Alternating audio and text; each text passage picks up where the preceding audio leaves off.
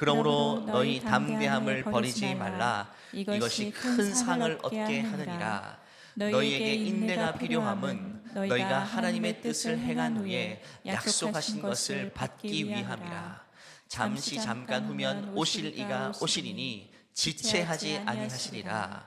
나의 의인은 믿음으로 말미암아 살리라.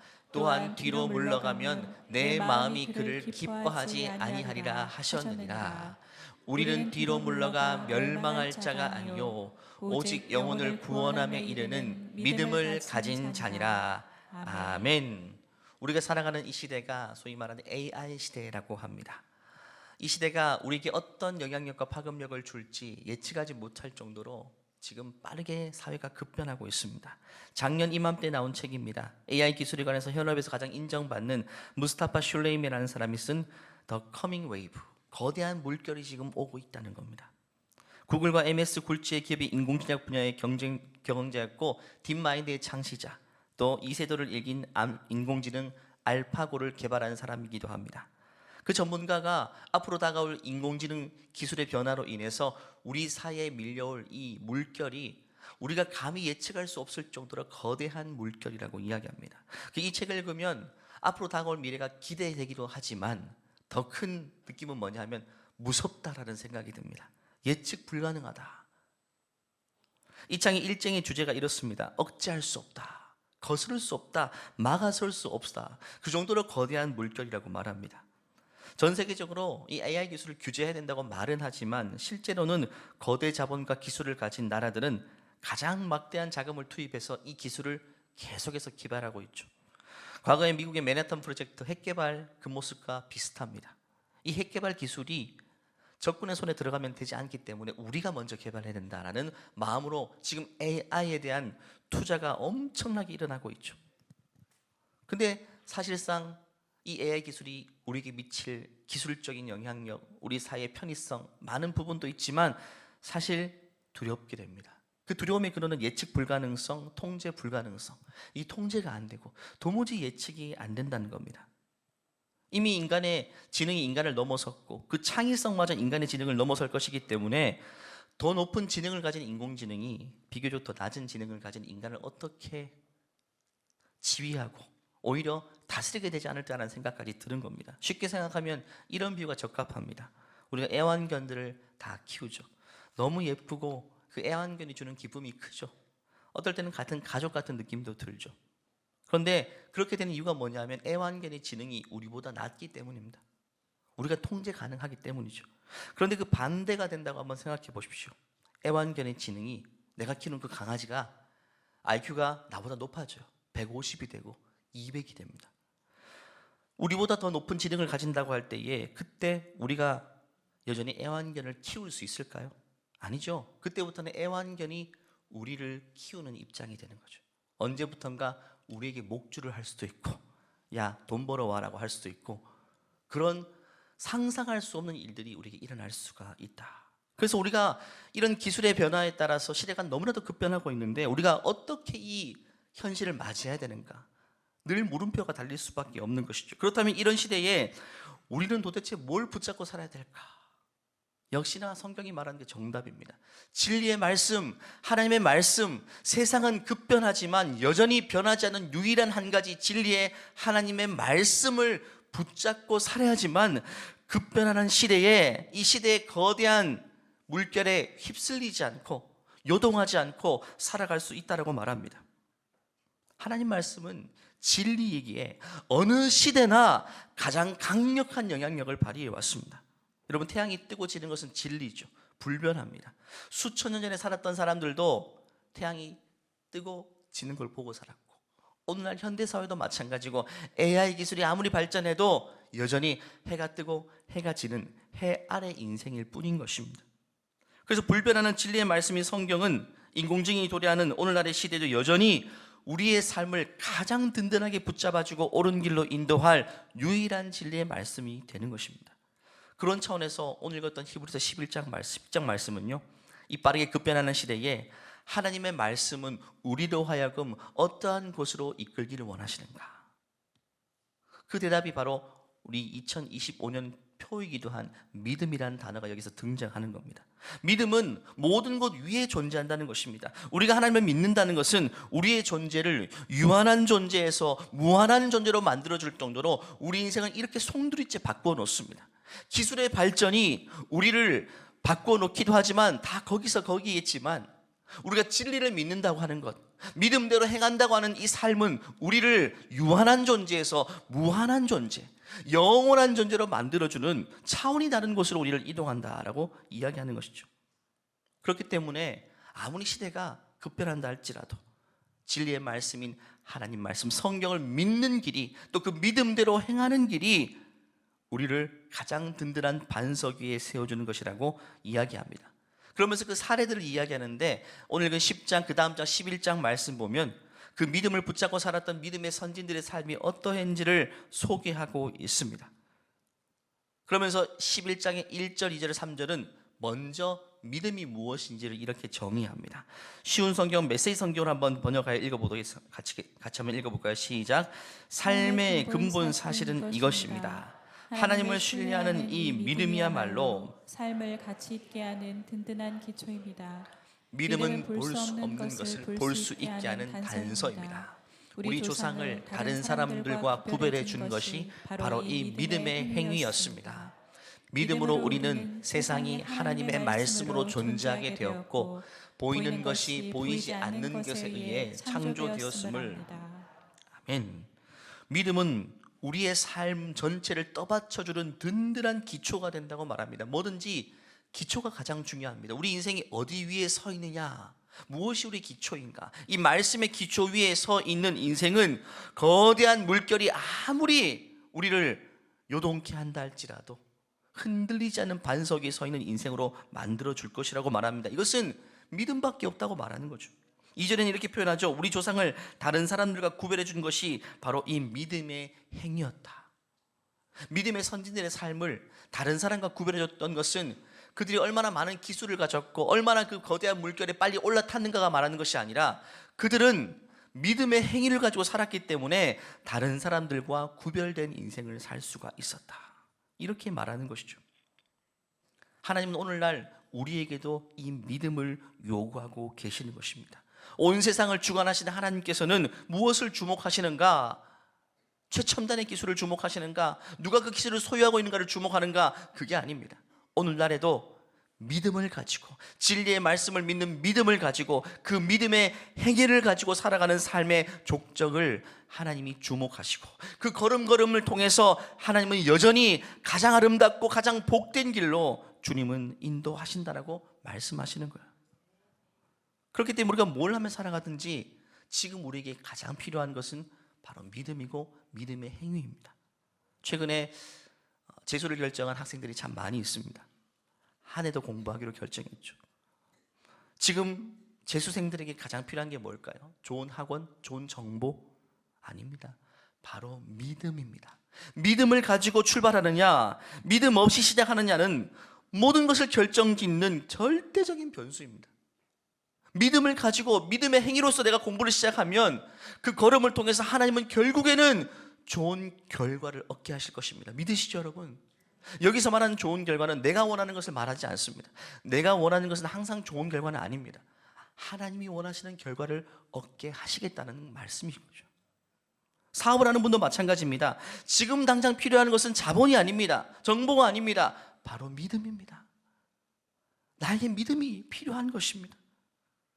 믿음의 행위로서 내가 영업을 시작하고, 믿음의 행위로서 고객을 만나는 걸 통해서 하나님은 결국 그 걸음걸음을 가장 복된 결과로 인도해 주시는 겁니다. 자녀를 양육하는 부모도 마찬가지입니다. 가장 급하게 필요한 것은 믿음입니다. 하나님을 신뢰하지 못하고 믿음 없이 자녀를 양육하면 눈에 보이는 모든 것들이 두렵고 염려가 될 수밖에 없어요. 뜻대로 되지 않는 것에 화가 나고 분노가 생깁니다. 정말 하나님이 주신 보물과 같은 자녀를 양육하면서도 화가 나고 분노가 치밀어 오른다면 그것은 자녀의 문제가 아닙니다, 여러분. 우리에게 확신이 없기 때문입니다. 믿음이 없기 때문입니다. 믿음의 행위로서 자녀를 양육해야 되는데 그것이 믿음의 행위가 되지 못하기 때문에, 주체가 하나님께 있지 못하고 나에게 있기 때문에 늘 염려되고 화가 나고 불안한 겁니다. 작은 일도요, 믿음으로 하게 되면요, 열매가 다릅니다. 아침에 남편 밥도 차려주고 자녀 도시락도 싸주는 이 작은 행위가요, 결국에는 믿음의 행위가 되게 될 때에 그 밥 한 숟가락도 우리 남편과 자녀에게는 보약이 되고 양약이 되는 겁니다. 왜? 믿음의 열매로서 나타나는 결과이기 때문에. 하지만 그냥 하게 되면 그냥 그런 결과인 것이죠. 그래서 오늘 읽은 본문은요, 히브리서 10장 말씀 후반절에 있는 말씀은 믿음으로 사는 삶이 과연 어떠해야 되는지, 우리 믿음의 성격은 무엇인지를 세 가지를 통해서 분명히 이야기해 주고 있습니다. 첫 번째 보겠습니다. 믿음으로 사는 삶은요, 확신을 버리지 않는 삶입니다. 35절은 이렇게 말합니다. 그러므로 너희 담대함을 버리지 말라. 이것이 큰 상을 얻게 하느니라. 여기서 담대함이라는 단어, 헬러어로 파프레시아라는 단어를 쓰는데, 이것은 담대함보다는 확신에 가까운 단어입니다. 이것은 단순한 용기가 아닙니다. 어느 순간에도 함께 하시는 하나님을 확신하기 때문에 내가 용기를 잃지 않고 담대함을 가지는 그 태도를 말합니다. 우리가 살다 보면 하나님에 대한 확신을 잃을 때가 얼마나 많습니까? 제가 청년 때 믿음 생활을 같이 했던 후배가 있었어요. 그 후배가 믿음이 참 순수하고 좋았는데 영국에 1년 동안 유학을 갔다 왔습니다. 충격을 받았습니다. 1년 동안 믿음을 완전히 까먹고 오더라고요. 완전 믿음을 버리고 왔습니다. 도대체 1년 동안 무슨 일이 있었길래 네가 이렇게 되었냐고 물어보니까 하나하나 스토리를 이야기해 주는데 들으면서 공감이 되더라고요. 영국 가서 다양한 나라에서 유학 온 친구들을 만나고 다양한 사람들을 만나 교제하는데 대부분 예수님 안 믿는 사람인 거예요. 근데 예수님 안 믿어도 다들 형편도 좋고 공부도 잘하고 뭐 성격도 나이스하고 잘들 살더래요. 한국에서는 믿음의 사람들이 가장 주위에 많았고 그런 사람들만 보았는데 더 넓은 세상에 가서 믿음 없이 사는 사람들의 형통함을 보니까 내가 믿고 있는 이 믿음은 무엇인지 그때부터 초라하게 느껴지더래요. 아, 내가 우물한 개구리였구나. 내가 몰라서 주님을 믿고 살았구나. 이런 생각을 드는 순간 그때부터 믿음이 까먹어지기 시작하고 완전히 1년 동안 믿음을 잃어버리고 왔더라고요. 이처럼 우리의 삶은요, 삶의 현장 속에서 우리의 믿음이 흔들릴 만한 요소들이 얼마나 많은지 모릅니다. 예수 믿지 않아도 형통한 사람들이 우리 주위에 즐비하고, 믿음이 없어도 자식들 다 잘 되고, 회사에서 승승장구하고 투자한 것마다 오르고, 이런 일들 경험하면 내가 믿고 있는 예수님은 무엇인가? 내가 신앙생활 한다는 것은 도대체 무슨 의미인가?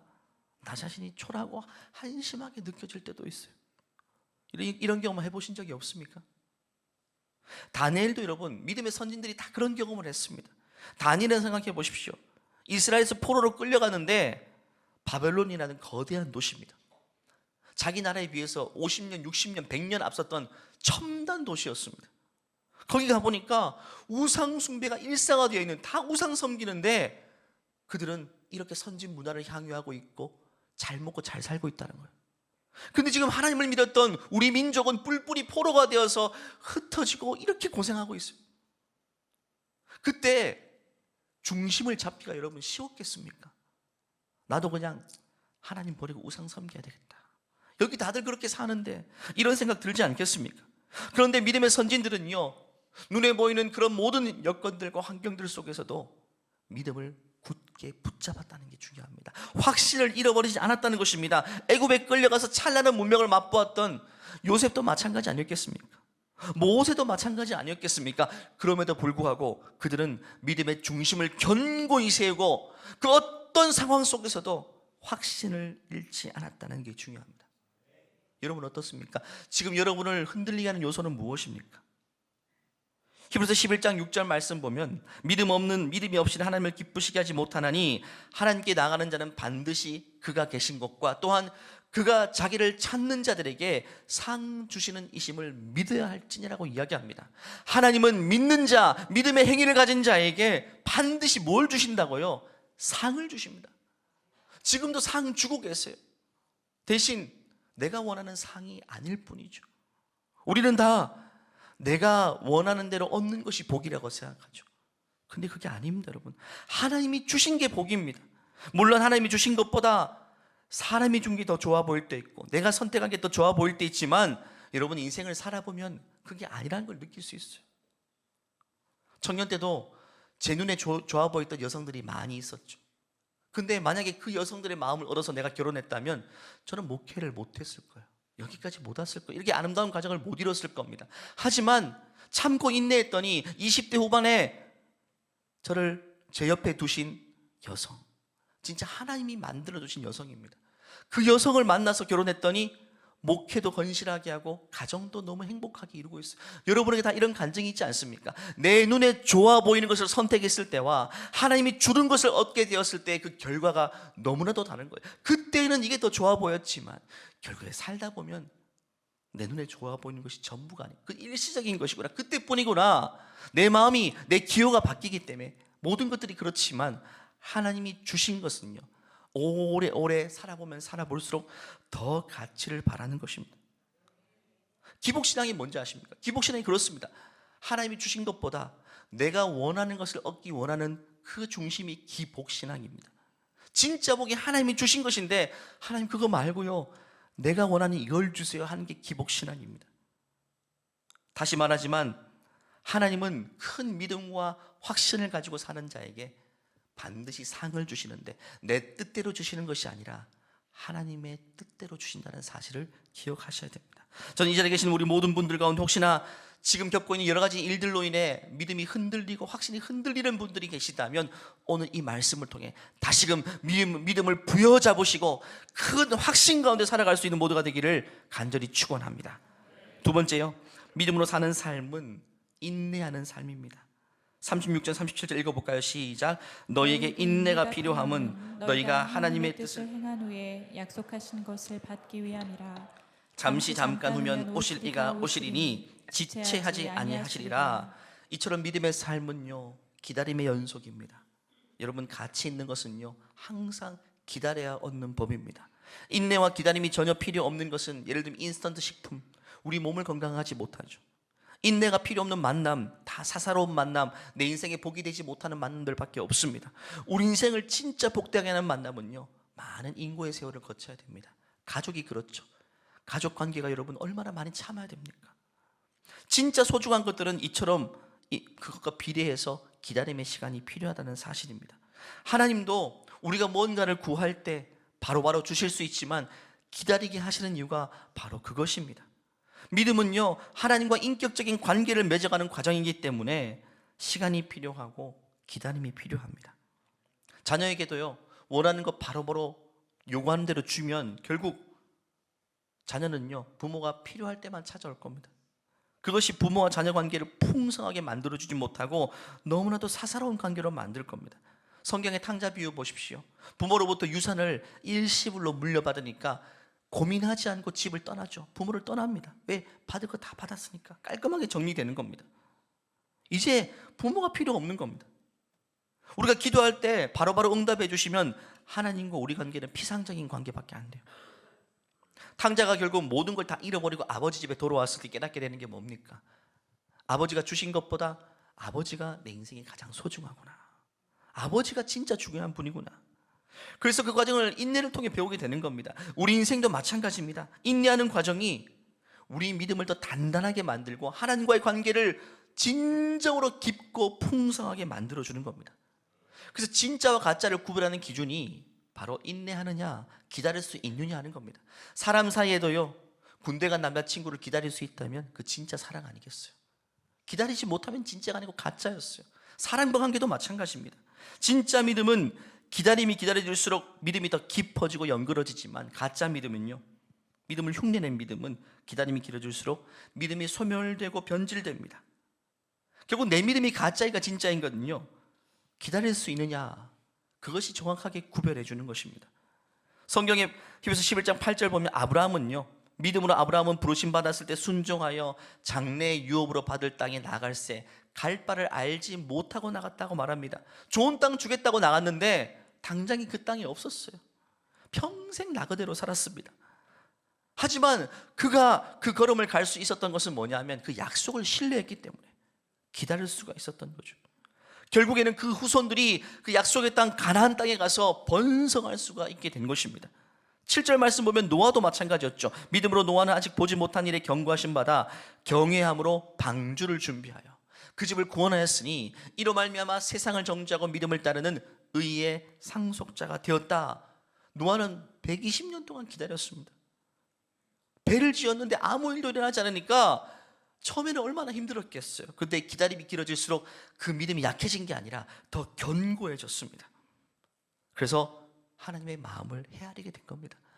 이 땅을 심판하기를 유보하기를 원하시는 하나님의 그 마음, 이 땅의 백성을 사랑하는 그 마음을 배우게 된 겁니다. 이처럼 하나님의 백성들은요, 기다림의 세월이 길어질수록 하나님의 마음을 더 헤아리게 된다는 거예요. 사랑하는 여러분, 기다린다고 많이 힘드시죠? 오랫동안 기도했는데 아무 일도 일어나지 않는 이 현실이 너무 버거우시죠? 하지만 조금만 더 기다리십시다. 그냥 기다리면 주저앉게 되지만 기도하면서 기다리게 되면요, 기대하게 되는 것입니다.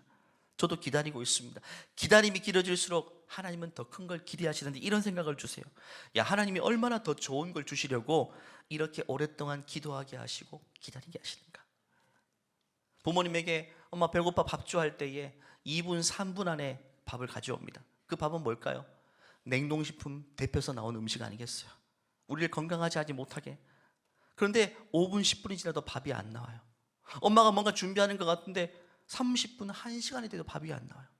1시간 반 돼서 밥이 나왔어요. 뭘까요? 인스턴트일까요? 아니죠. 나를 위해 엄마는 곰탕에 진국을 끓여주시고 나물을 무쳐주시고 진정 나를 건강하게 할 수 있는 내 인생의 가장 좋은 것들로 가득히 채워주신다는 거예요. 기다림의 세월이 길어지고 있습니까? 하나님은 우리를 위해서 베스트를 준비하고 계시다는 사실을 반드시 믿으시기를 바랍니다. 현실이 버겁고 어렵더라도 언제까지 버틸 수 있을까라는 생각이 들지라도 믿음으로 인내하며 결국에는 끝까지 기다려서 하나님이 주시는 가장 좋은 것들을 맛볼 수 있는 우리 모두가 되시기를 간절히 축원합니다. 끝으로 세 번째입니다. 믿음으로 사는 삶은요, 뒤로 물러서지 않는 삶입니다. 38절 39절 읽어볼까요? 시작. 나의 의인은 믿음으로 말미암아 사니라. 또한 뒤로 물러가면 내 마음이 그를 기뻐하지 아니하리라 하셨느니라. 우리는 뒤로 물러가 멸망할 자가 아니요 오직 영혼을 구원함에 이르는 믿음을 가진 자니라. 믿음으로 행하라는 한 해의 표를 주시면서 하나님 이 본문 38절과 39절 말씀을 주셨습니다. 결국 뒤로 물러서는 걸 하나님이 기뻐하지 않는다는 겁니다. 현실이 버겁더라도 믿음을 타협하지 말라는 겁니다. 기도를 멈추지 말라는 겁니다. 뒤에 배수진을 치라는 겁니다. 제가 동영 목사님과 자주 대화할 때 이 단어를 많이 씁니다. 배수진을 쳤냐고 물어봅니다. 어떤 사람들을, 교우들을 세울 일이 있을 때 집사님께 연락해서 집사님 이것 좀 해주시면 좋겠습니다. 한 해 동안 이것 좀 맡아주세요.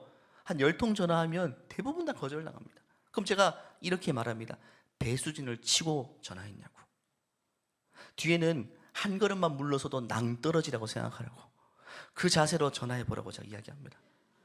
그럼 될까 안 될까요? 다 됩니다. 다 돼요. 물론 아무에게 전하지 않습니다. 이분이 이 직업이 적합하고 하나님이 복을 주신다는 확신이 있을 때는 뒤에 한 발 물러서면 절대로 저 못할 것 같아요, 이런 소리를 30분 통화해도 들을 수밖에 없어요. 하지만 뒤에 한 걸음만 물러서도 천길 낭떠러지다. 한 걸음도 물러서지 말고 배수진을 쳐라. 그러면 결국 이 말을 듣게 됩니다. 목사님, 제가 하겠습니다. 저도 마찬가지입니다. 확신이 있을 때는요, 뒤로 물러서면 안 됩니다. 물론 확신이 없으면 여지를 둬야 되지만 내 안에 확신이 있으면요, 한 걸음도 물러서면 안 돼요. 요즘처럼 어려울 때는요, 뒤로 물러서기 시작하면 마귀는요, 우리 믿음을 완전히 절벽 아래 떨어뜨려 버립니다. 요즘 같은 시대는 그렇습니다. 눈에 보이는 모든 것들이 다 시험거리고 어려운데 한 발만 타협해도요, 낭떠러지로 떨어버립니다. 제 이야기를 듣지 않고 뒤로 한 걸음 물러선 목회자들은요, 지금도 낭떠러지 떨어져 소식을 알 수 없는 분들도 계십니다. 농담이고요. 그 자세를 말하는 겁니다. 어렵고 불확실한 시대에는 우리 보다 더 공격적으로 믿음 하나로만 승부해야 되는 겁니다. 소위 말하는 승부수를 띄워야 될 때가 오늘날입니다. 승부수가 뭡니까? 장기라 바둑하는 게임에서 판세를 뒤집거나 승부를 확정짓는 마지막 결정적인 수를 말합니다. 세상도요, 최근 기사를 보니까 승부수를 띄웠다는 말을 많이 하더라고요. 회사는 마지막 기회라고 생각하고 대규모 투자를 감행하며 승부수를 띄웠다. 그 선수는 경기 종료 직전 승부수를 띄우며 과감한 슛을 시도했다. 승부수는 두 번 오지 않습니다. 마지막 기회인 겁니다. 마지막 기회이기 때문에 승부수라고 말합니다. 저는 스포츠를 좋아하는데 스포츠가 맨 마지막에 양팀이 비등비등할 때 마지막 슛 하나에 승부가 결정나는 순간을 클러치 타임이라고 말합니다. 10초, 20초 남았는데 마지막 슛 하나가 성패를 결정하는 거예요. 승패를. 4쿼터 10초가 남았어요. 그때 누가 그 슛을 던지게 될까요? 그냥 아무 선수에게 그 슛을 맡기지 않습니다. 그 팀의 간판 선수에게만 그 슛을 맡겨요. 왜냐하면 노련한 선수는요, 그 마지막 클러치 타임에 집중력을 쏟아서 자기 실력보다 더한 결과를 맞게 돼요.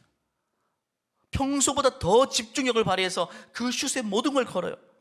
근데 일반적인 선수는요, 오히려 바짝 긴장해서 자기 실력이 오히려 나오지 않고 힘이 들어가 버립니다. 노련한 선수는요, 클러치 타임에 강한 선수가 노련한 선수입니다. 요즘 같은 시대 저는 클러치 타임이라고 생각합니다. 우리 믿음의 사람들은요, 이렇게 어렵고 힘들 때일수록 빛을 더 바라는 이유가 바로 이것 때문입니다. 모두가 힘들다고 말할 때, 모두가 불확실하다고 말할 때 우리는 더 집중하는 겁니다. 우리가 해야 될 것에 더 집중합니다. 하나님 한 분께 집중하고 주의 말씀에만 승부수를 띄우는 것입니다. 그것만이 살 길입니다. 그 길만이 승리의 길이 되는 것입니다. 말씀을 마무리합니다. 저는 단순한 것이 가장 큰 힘이라고 생각합니다.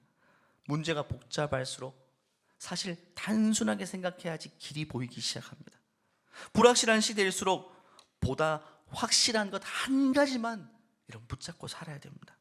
그래서 우리 믿음의 선진들은요, 아무리 시대가 어둡고 칠흑 같은 시대를 살았다 할지라도 딱 두 가지만 붙잡고 살았어요. 말씀과 기도입니다. 시대가 아무리 어둡다 할지라도, 나를 둘러싼 모든 환경이 다 급변한다 할지라도 변화는 그걸 붙잡은 게 아니라 변하지 않는 말씀, 하나님께 기도하는 이 두 가지만 견고하게 붙잡고 승부수를 띄웠더니 그 앞에 있는 인생 장애물들을 하나님께서 하나하나 넘어가게 하셨던 것입니다. 여리고성을 넘어뜨렸던, 무너뜨렸던 그 믿음의 순종이 바로 거기서 나오는 것입니다. 제가 말씀을 마무리하면서 오늘도 기승전 제자훈련, 성경 공부라고 말씀드리는 이유가 바로 이것입니다. 성경 통독, 성경 개요, 제자반, 목자반, 오늘도 하나 더 붙입니다. 함께 연합하여 기도하는 남성 축제까지 제가 하나 더 얹어서 드리겠습니다. 남성들이 한 마음으로 기도하고 우정하는 이 자리를 통해서 하나님은 또 하나의 장애물들을 넘어서게 할 것이고, 우리가 하나님 말씀 배우는 이 자리를 통해서, 여러분, 말씀 배우는 것은 교양을 쌓는 게 아닙니다. 우리의 삶을 조금 더 풍요롭게 만드는 게 아니라 하나님 말씀은 생명줄이라고 생각해야 돼요. 요즘 같은 시대는 이게 생명줄입니다. 이걸 붙잡아야 사는 겁니다. 한번 다들 고민하시겠지만 용기 내어서 하나님 말씀을 배우는 자리에 욕심을 내어서라도 한번 신청해 보십시오. 그 말씀이 생명줄이 되어서 올 한 해 우리가 어떤 상을 맞닥뜨릴지라도 그 말씀이 우리를 붙잡아주는 그 살아있는 간증대의 주인공이 되게 하실 것입니다. 오늘 1층에서 어떻게 들고 있겠습니다. 저 뒤로 돌아가지 마시고 정면으로 저를 맞닥뜨려 주시기를 바랍니다. 이 시간 기도하는 자리에 나갈까요? 다 같이 나셔서 하나님 앞에 기도하고 찬송을 올려드리겠습니다. 믿음은 끊임없이 하나님을 신뢰하고 하나님을 확신하는 것입니다. 믿음은 하나님이 일하실 때까지 기다리는 것이 믿음입니다. 믿음은 뒤로 물러서지 않는 것입니다. 배수진을 치는 겁니다. 결정구를 던지는 것입니다. 승부수를 띄우는 것입니다. 하나님을 어떤 상황 속에서도 더 신뢰하게 할 수 있도록 이 시간 기도하기를 원합니다. 하나님, 눈앞에 보이는 모든 것들이 시험거리이고 내 믿음이 떨어질 만한 요건들이 너무 많지만 그럼에도 불구하고 뒤로 물러서지 않게 도와주시옵소서. 보다 하나님 말씀을 붙잡을 수 있게 도와주시고 기도로 승부수를 띄울 수 있게 하여 주시옵소서. 이 시간 주여, 내 믿음을 다하여 달라고, 내 믿음을 견고하게 달라고 주여 한번 외치며 기도하겠습니다. 주여, 하나님 아버지 믿음을 다해 주시옵소서. 믿음을 다해 주시옵소서. 요동하지 않게 도와주시옵소서. 하나님 아버지 흔들리지 않게 도와주시옵소서. 하나님, 우리를 둘러싼 모든 환경들이 정말 정말 숨막히게 우리를 조이고 있습니다. 그럼에도 불구하고 확실한 하나님 말씀 하나 믿고 나가게 도와주시고 그 말씀만 붙잡아서 나갈 수 있도록 도와주시고 말씀이 나에게 생명줄이 되게 도와주시옵소서. 하나님 믿습니다. 신뢰합니다. 지금도 고민하는 분들이 있는데 하나님 말씀을 배우는 자리만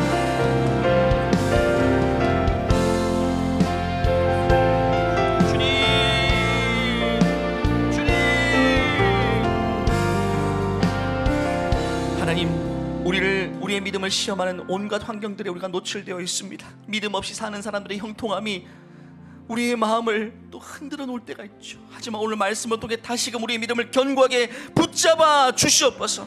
요동하지 않게 하시고 뒤로 물러서지 않게 하시고 타협하지 않게 하시고 오로지 여전히 말씀과 기도로만 승부수를 띄울 수 있는 우리 믿음의 대장부를 될 수 있도록 우리를 축복하여 주시옵소서. 지금도 여전히 하나님 말씀을 배우는 자리에 망설이고 있는 분들이 있습니다. 믿음을 다해 주시고 걸음을 축복하셔서 용기 있게 생명줄을 붙잡을 수 있도록 우리에게 믿음을 더하여 주시옵소서. 예수님의 이름으로 기도하옵나이다. 아멘. 우리 인생을 여전히 든든한 반석 위에 세우신 하나님께 감사의 박수, 영광의 박수 올려드리겠습니다. 하나님, 믿음으로 승부하겠습니다. 믿음으로 살아가겠습니다. 이 시간 이 찬양의 고백이 우리 고백이 되기를 원하며 찬양 올려드리고 예배를 마칩니다. 세상은 늘리고 사람들은 변하여도 나는 주를 섬기리. 주님의 사랑은 영원히 변하지 않네. 나는 주를 신뢰해. 믿음은 들리고 사람들 주를 떠나고 나는 주를 섬기리. 주님의 나라는 영원히 쇠하지 않네. 나는 주를 신뢰해.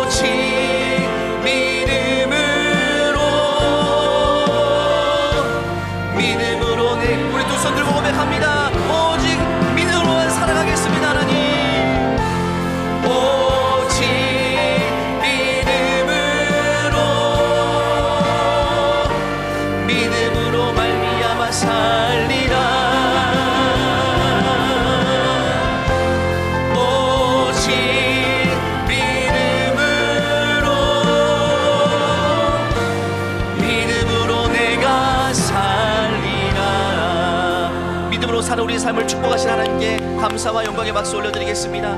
우리가 믿음으로 살아갈 때 하나님은 우리에게 반드시 상을 주실 것입니다.